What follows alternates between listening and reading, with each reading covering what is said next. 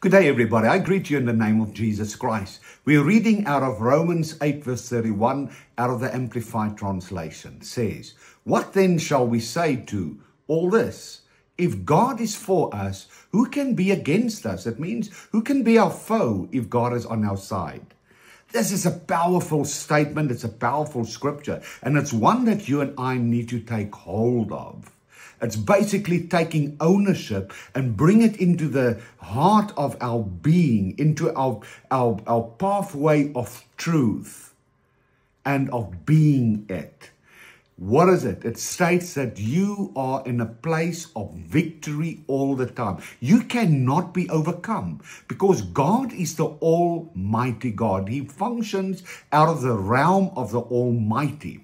And he has shown that with Jesus Christ. When Jesus died on the cross because of love, he got resurrected because of love. And love is the greatest power. It said love overcomes all. Love is a consuming fire. And that is part of our being. So when we are in unity and harmony with God, in that perfect love, it means that we overcome everything. There's nothing in life that we have to fear. In reality, anything that comes against you, it's actually ridiculous. It's not even worth to really engage or to pursue. It's just by stepping into that oneness with God, with the God of 3 in 1, it's stepping into the perfection of his love. And it basically said, who can be our foe? And this is something that we need to realize. There's nothing in our circumstances that cannot be overcome. But you and I need to make a choice.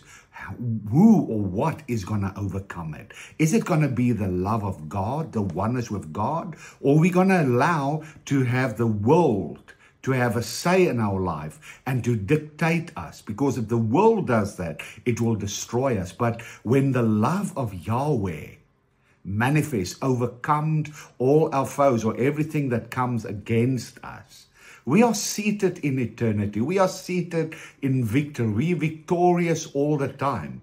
And we're in a state of peace and rest where we can just glorify him. So let's step into that oneness. Let's step into that love and realize nothing that comes against us can overcome us, because we are in oneness with the Almighty God in all aspects and all dimensions of our existence. I bless you with that.